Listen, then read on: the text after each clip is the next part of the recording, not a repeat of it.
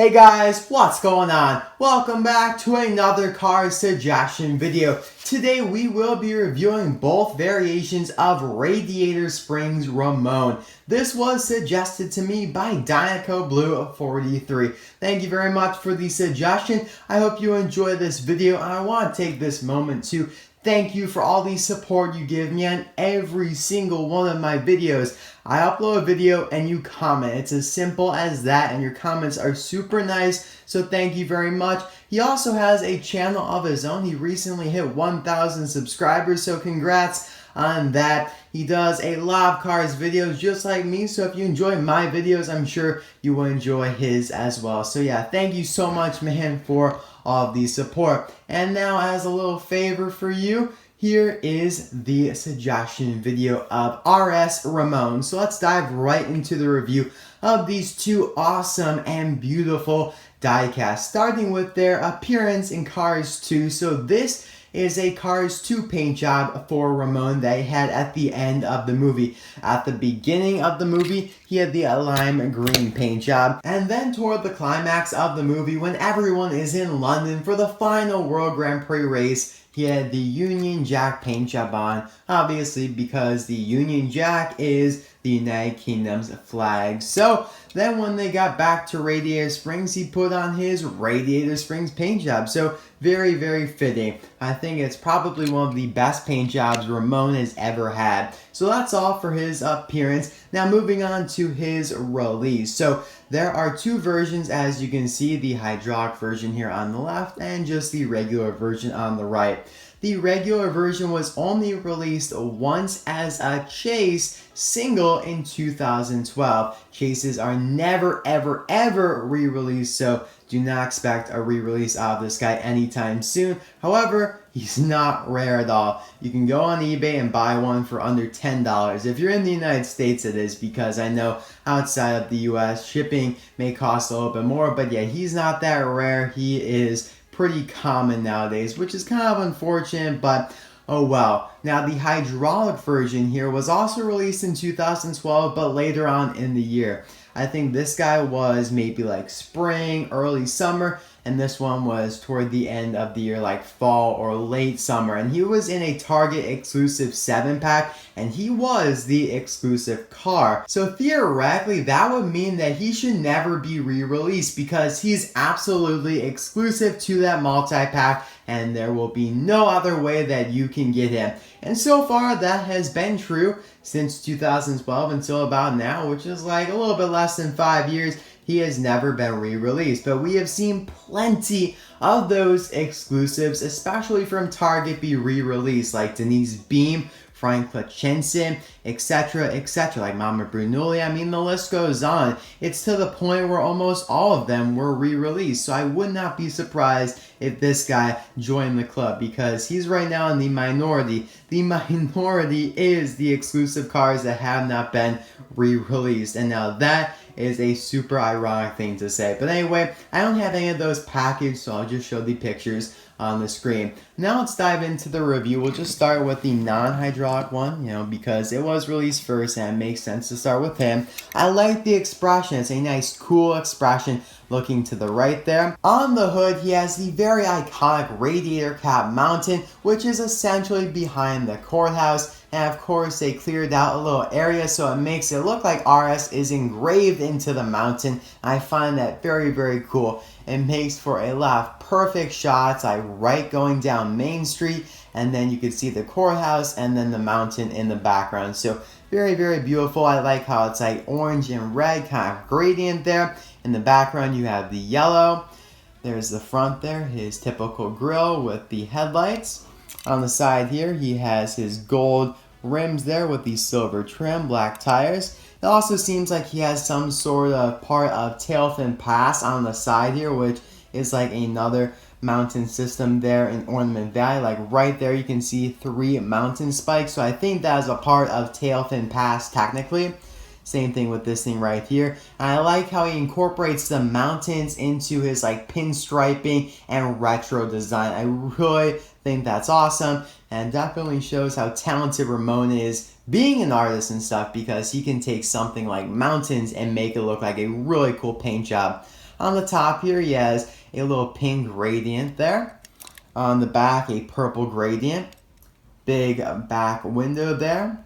Of course, here we have the taillights, which are very cool as always, and his traditional low and slow license plate with the purple trim there. Here's the base if you're interested. Of course, they have to credit Chevrolet because Ramone is a Chevy Impala. I believe the model year is 1959, but I may be wrong about that. And then you just have the typical codes and whatnot. So let's just do another little 360 here. I just really love the designs on RS Ramone. I think, like I said earlier, just one of the best paint jobs he has ever had, along with the traditional and classic purple Ramone, which let's do a little comparison here because that was the first Ramone. So it's probably one of the best, if not the best. I'd have to make a decision. So you can see right there, entirely different paint jobs, but I always have to compare a variation of Ramone to the original. The purple variation, of course, is based on flames, whereas the RS1 kind of uses the mountains more as a basis to go off on.